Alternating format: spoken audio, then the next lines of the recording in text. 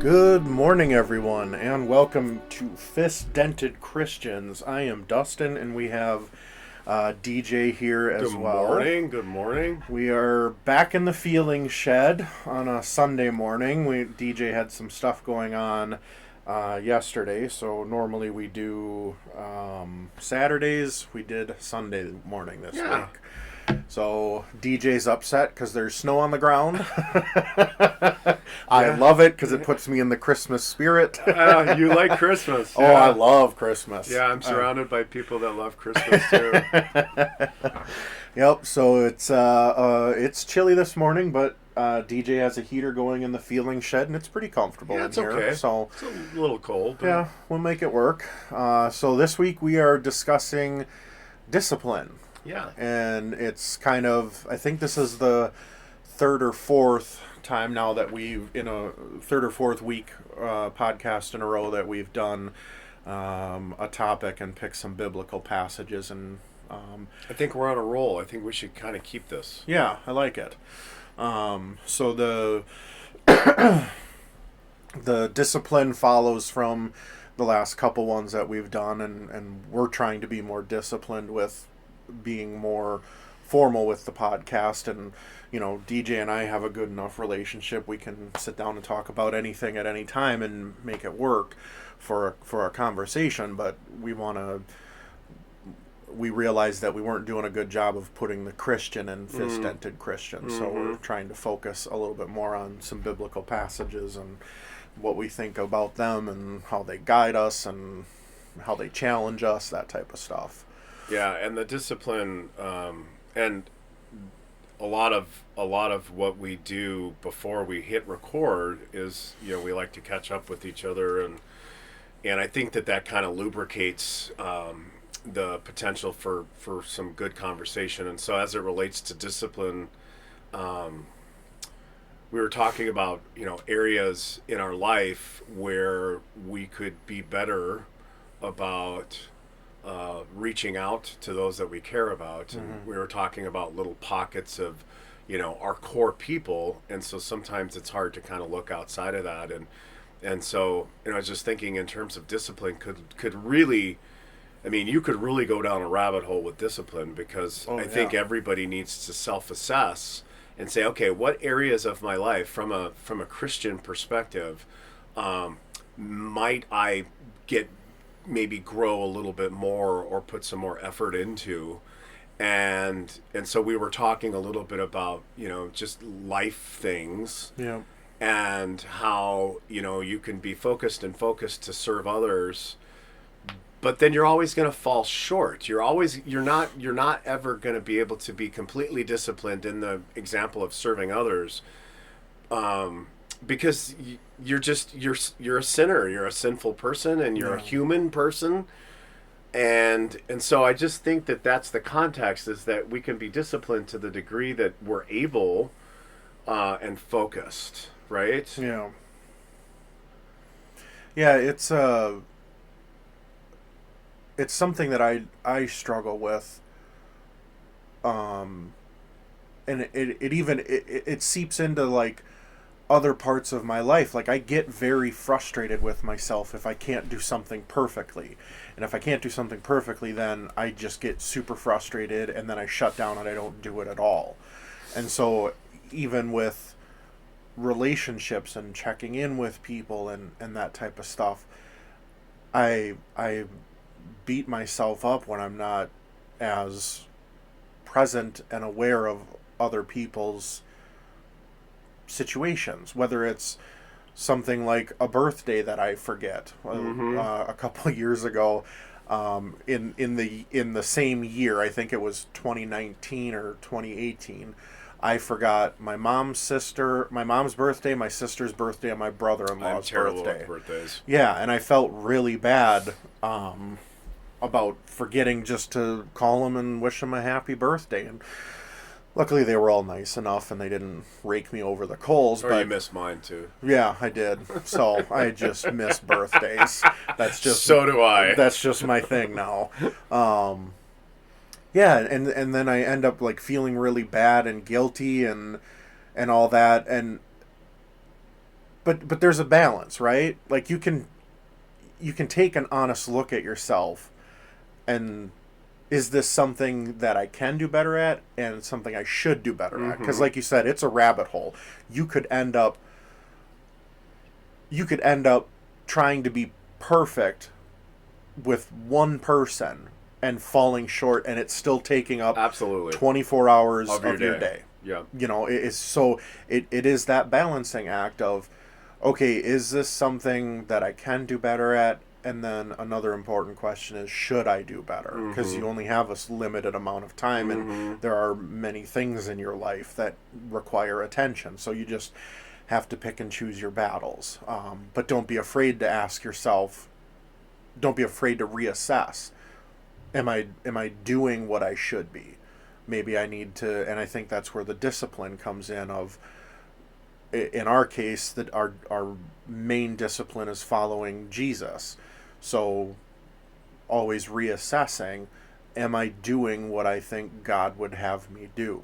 Am I being disciplined in serving the kingdom?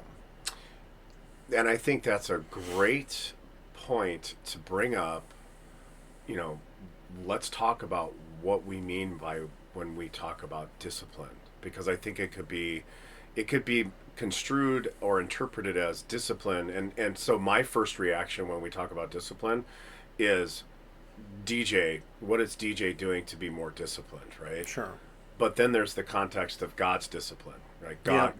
God's correction, God's Yep. wrath, for lack of a better word, right? Sure. So I think with our passages today, we'll probably talk about both of those interchangeably. Yep.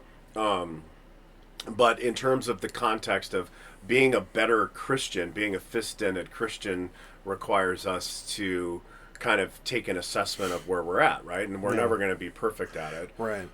And so that leads me to ask you, and we didn't talk about this before, so I'm going to put you on the spot. Okay. What would you think are some maybe top 2 or top 3 ingredients of discipline as it relates to a human, a person? It's a good question. I think, especially as it relates to your relationship with God, self-awareness is a very main ingredient. You need to understand what you're good at and what you can work on, and then again, what should you be working on. Self-awareness, along with that, then would be openness to, okay, now that I am aware of these things, how open am I to challenging myself, or letting select other people challenge me to do better or to change my thinking on something. And then an ability to adapt would be another main ingredient that goes along with the openness. It's you're never going to have the same minute goals. Like your overarching goal will always be the same: serve the kingdom if you're a Christian. But then, okay, what does that actually look like? And as you break that down, as your life changes, whether it's your kids are grown up, or you have kids, or you get married, or you get a better job and so you have more money, or you lose your job and so you have less money, it's constantly being willing to adapt to, what does my serving the kingdom look like, and what are the goals that I need to set, and what are the areas that I need to focus on. I like that. Self-awareness, openness, and adaptability. Yeah. And then if you wanted to maybe perhaps get more granular within those 3 constructs, it would probably be choice, Sure. and application, Yeah. right? And consistency. Because I don't think there is any modicum of discipline that occurs without any of those things. Right. Being consistent, choosing, and applying. Yep. And so I think the purpose of discipline is to help us grow, and I think that's God's purpose for us, is to grow as Christians. And to do that, it can't just happen by photosynthesis. We actually have to meet God where God's at, and that's where your point of openness comes in. Is, you may think that you're going to be, a particular profession, but God's like, nope, I didn't give you those skills. Right. And so you need to be open and adaptable and Yep. self-aware, Yep. right? Yep. Because all the application, choice, and consistency kind of falls out the window Sure. if you're not with those higher level things that you said first, right? Yeah. Yep. Yeah, I think it's, and I think that's one of the things that Jesus constantly displays in the Bible is he takes time to be with the Father in prayer. So learning to hear whatever you need to hear, being disciplined in taking the time to figure this stuff out instead of just aimlessly drifting through life and whatever. It's like, part of me hates to keep harping on it, but part of me thinks it's worth harping on. It's what I've been talking about. One of the things I've been talking about is, what are you aiming at? What are you supposed to be doing? And the only way you're going to figure that out is to actually take the time and wrestle with it and to think about it. So I think there's plenty of reasons to focus at least some time on where am I supposed to be?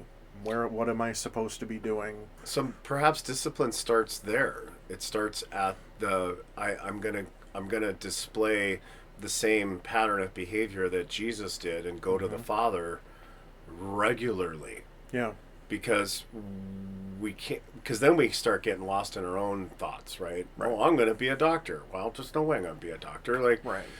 And I think that's where contentment and discipline sort of meet. Is that's the only place it can meet is at the foot of the Father, right? And so I love that.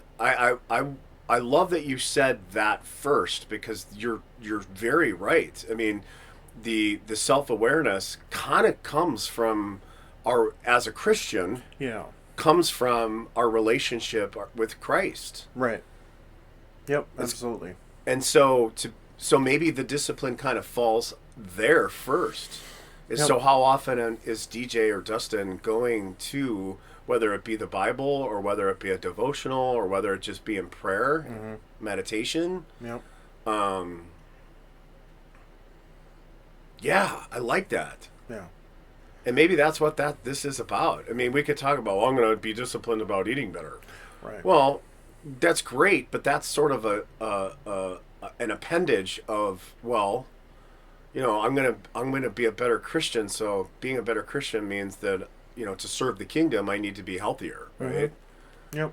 So I love that. I love that foundation. That's a good foundation. Yeah. And I think that I am definitely falling short in that. Me too. Like I think about God a lot, but it's in the like everything I think about, it's in these short 30-second to minute long inner monologue things, and then I'm on to the next thing and on to the next thing and on to the next thing, because my mind just goes at a rapid rate. I need to be more disciplined in setting aside specific time in prayer or meditation or a Bible devotional or whatever it looks like. I love what's happening here, because I feel like we're both being pressed now that we're talking about it, that the Spirit is kind of asking us and whoever listens to this, like, it really does start there, and discipline, because I think everything else after that is easier. Sure. I'm not going to say it's going to be hard, but I think this is really good, and I didn't expect us to end up here, which I love. Yeah. But you're right, we both can. This last week I was telling you I had the week off. Yep. So there was maybe 3 times where I kind of did an out loud prayer. Sure. But it only took maybe 5 minutes, if even. Sure. So I would say, if you had to really, press me, I would say maybe I put 15 minutes into God this week. Sure. And I probably have put 7 or 8 hours into other crap like social media or even work. Yep. Right? Yep. Or gym, and again, rabbit hole, right? Yep. So how much time? Well, maybe that doesn't really matter. I guess it's different for everybody, but God wants to have a relationship with us, and if we're going to be self-aware and grow as a person that wants to serve God and the kingdom of God, then we can't, like, it's almost like driving a car, right? Is you got to go get gas regularly, especially if you're doing a lot of stuff. If you're going a lot of different places, you got to stop and get gas. And granted, that only takes a little bit, but that's the fuel that gets you to where you want to go. Yeah. And you have to do it consistently. Yeah. Or you have to change your oil, or you have to maybe put air in your tires. Like, you need to, the spiritual maintenance. Yes. Right? That's a good point. And how often? And so you drive the car, but you don't get gas because you're running on fumes, and the lights come on, and then next thing you know, you're kind of stranded in the middle of nowhere, and you got stuff to do. Right. And so it takes more time, more energy, more effort. You're more stressed. When all you should have done is just been proactive and like, okay, I know I'm going to need this. I better go get this. Yep. And I think that's, we need to be better at that. And I'm saying me and you. Because I hear that you're kind of like me too. Oh, yeah. Yeah. Yeah, it is absolutely truth that I need to be better at it. I'm, like I said, I don't, and then I think even though I throughout the day think about God and like, how should I live and how do I think the kingdom should look and all that, like I said, it comes in the middle of all of these other thoughts. And so what if I land on something important for that 30 seconds or a minute, but then I'm on to the next thing, and so it gets lost in the shuffle. Whereas if I set aside a specific 20 minutes or a half hour in the morning or over lunch or in the evening, and I land on something important, then I have time to dive deeper into that and let that really sink in, instead of it just like in one ear and out the other. Like, it actually like hits me, and then it creates a lasting change. And I definitely, I'm horrible with discipline in every aspect of my life. Like, I for any number of reasons that we've discussed before and will eventually discuss in some future podcast. But I am learning that discipline is very important, and I'm learning that as hard as it is for me to have discipline, the more I focus on it, the better I get with it, which then ultimately means I'm freer to do other things.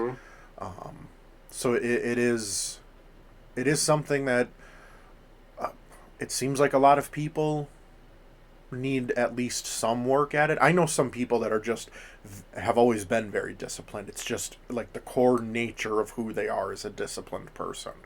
I am not one of those. So I'm having to learn that, it actually is very important, and it will take time, but in the long run, I will free myself up to do other important things and things that I like and things that I care about if I'm investing now to be disciplined. And we could easily turn this into a philosophical conversation, but I'm just going to say that, for me, I start thinking deeply, and I have been thinking about discipline over the last week, and I've had a couple side conversations, and the one comment, and this is why I mentioned choice, is like, what is discipline to you? And the other person said, it's just simply choice. It's choosing. Whether it be choosing to go in prayer or into scriptural study, it really is choice. Because for me, I'm like, okay, like you mentioned, some people that are just, it's in their DNA that they're disciplined. For me, it's a little bit more effort. Okay. And so then I think, well, why is that? Why is it that somebody can just be naturally that way? Is it chicken or egg? Like, did they learn that? Sure. And then the person I was talking to said, well, I know a lot of people who are very successful and disciplined that came from the opposite of that, right? Oh, interesting. So I don't necessarily know if it's like nature or nurture, right? Sure. But it doesn't matter. Right. It's choice. Yep. And okay, so rather than sitting here and playing Candy Crush for an hour, I have a choice. Maybe I could go read some scripture and pray for even just 15 minutes Right. and maybe journal about it, right? Yeah. Why don't I do that? Well, I mean, if I was honest, it's because I'd rather just be lazy. And there's that word. I hate the L word, but because it triggers me because I can be lazy. Sure. And I'd rather just be mindless and just Right. kind of play my game. Yep. But so some of this is and there has never been a time where I've had a good prayer session where I didn't feel good afterwards. Sure. And so I love that you just spontaneously said the self-awareness with the open-mindedness with the adaptability, because that really is where you need to go. Is I need to be self-aware that I can tend to be lazy. And so if I want to be better at that and have more energy and more focus, I need to start here. Yep. And that is, what does God want from me today? Yep. Right? Yep. Yeah, I think discipline described as choice is very accurate. And I think about,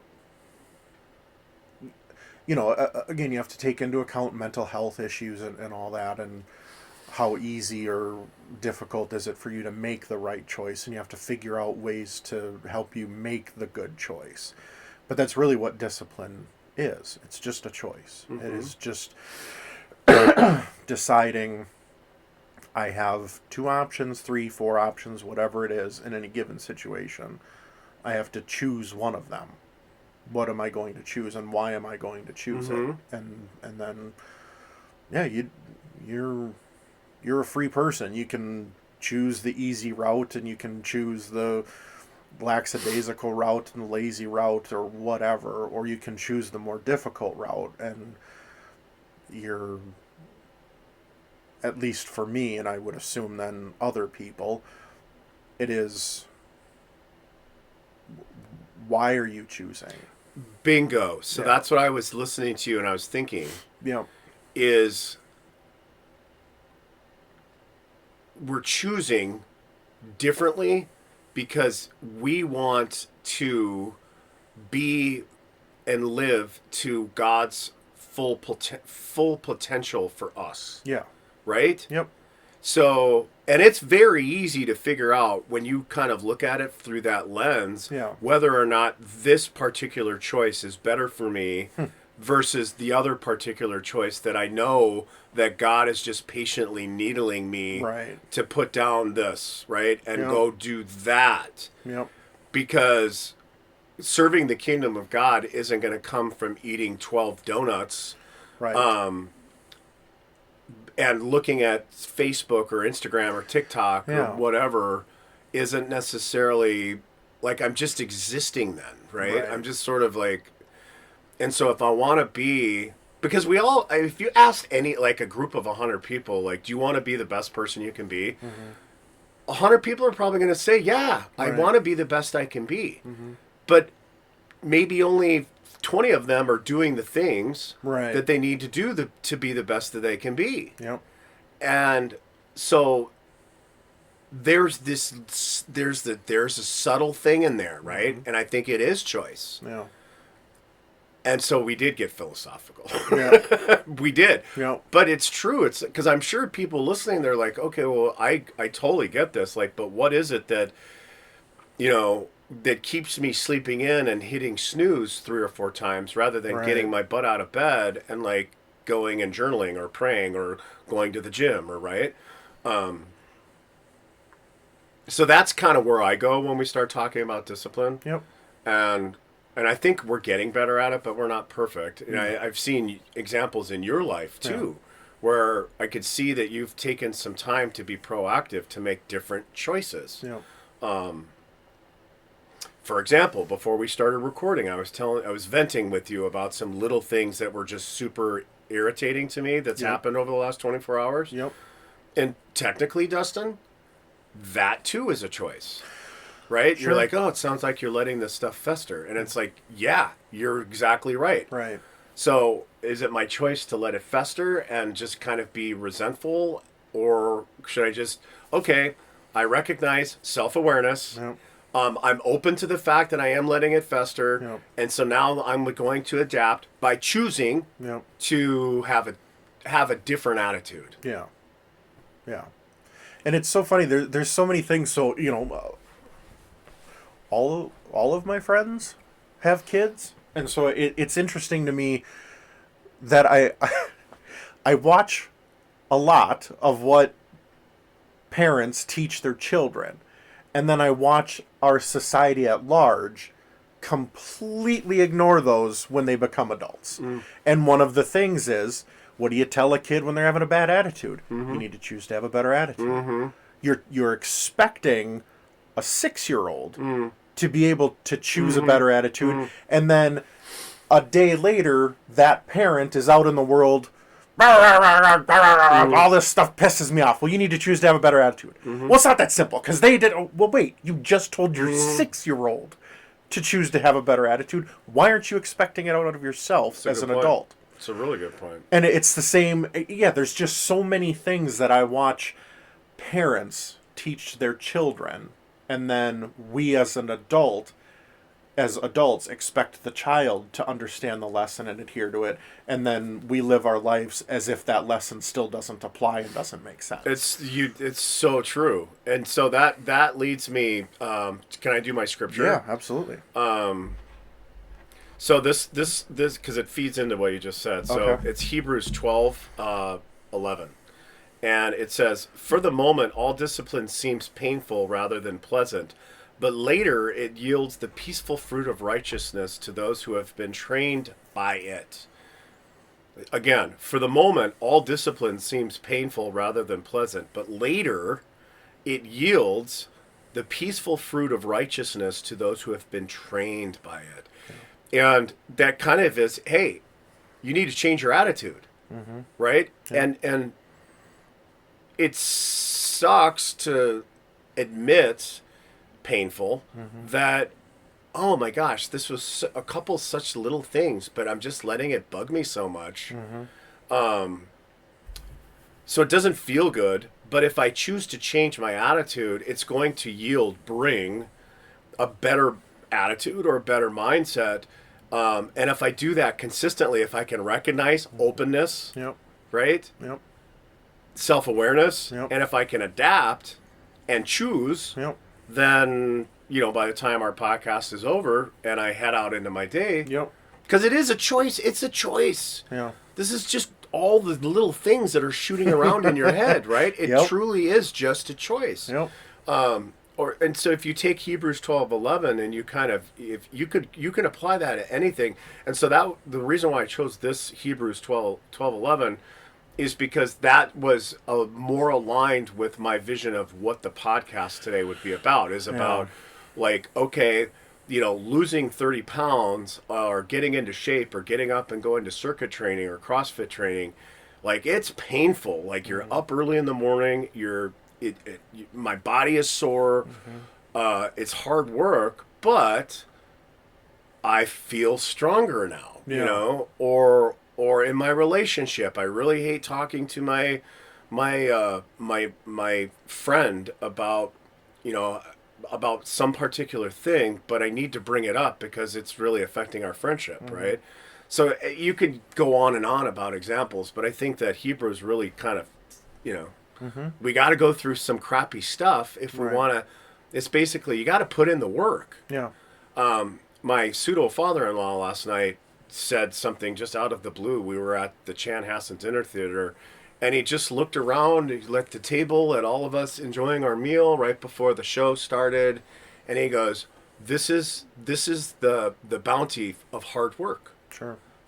Is, hey, if we didn't work hard, we probably wouldn't have the ability to come out and spend the money to be able to enjoy this particular entertainment situation, right? Yeah. But I think that applies with even our context of just sitting down and going to Jesus. Going to Jesus every day. You may not want to do it, Right. but I guarantee you after you do it, you're going to feel better, Yep. right? Yep. So that was mine. Did you want to do one? Yeah, I got one.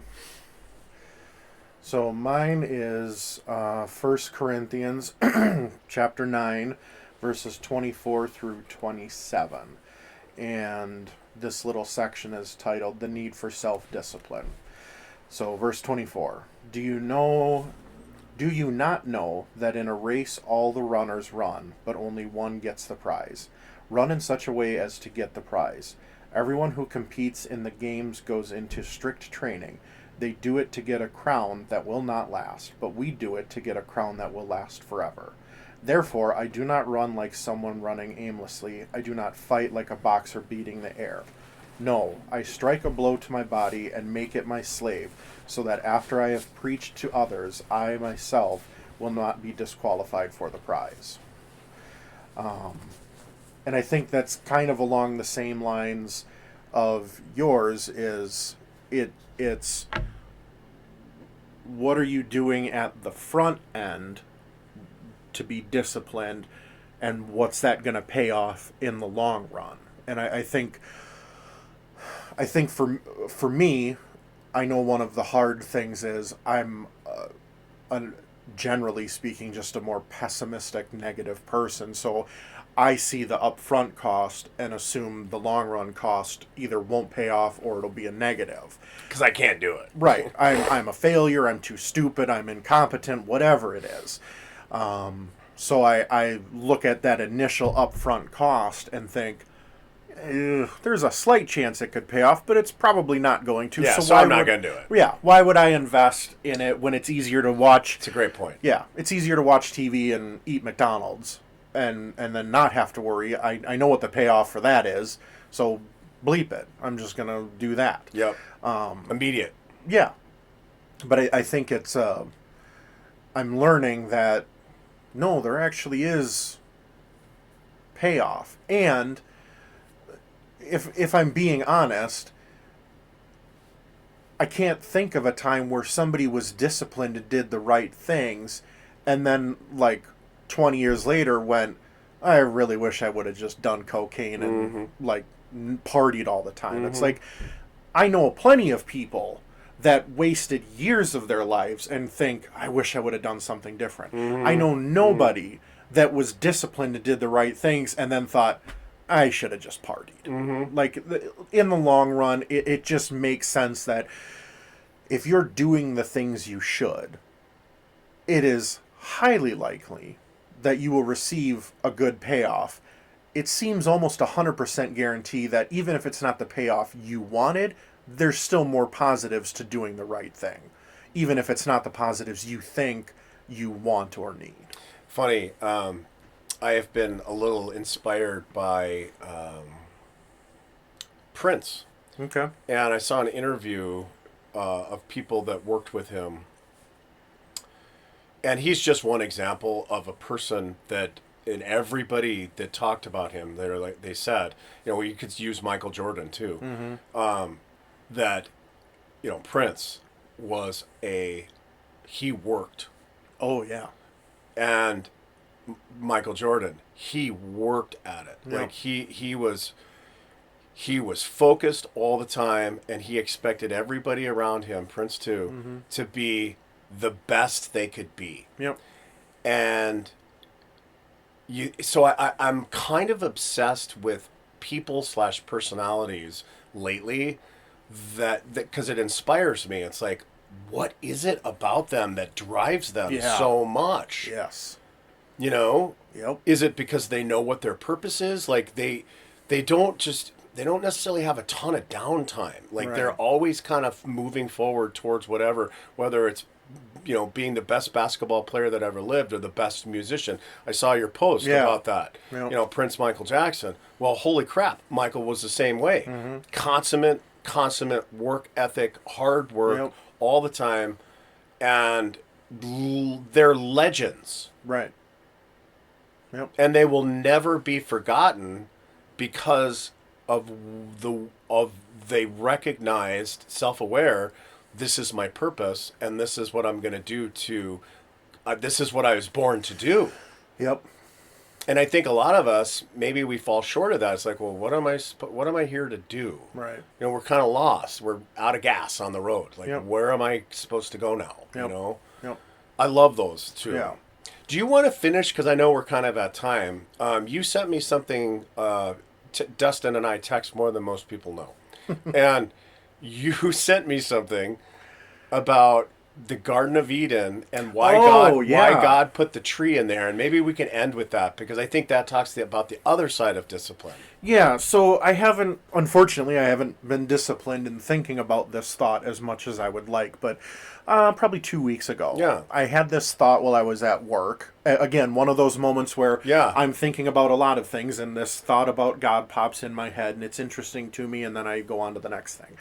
But I was thinking about, because I'm a big proponent of the Bible teaches us two things a lot of times. It teaches us a lesson for the earthly just way to live and be the best human you can be.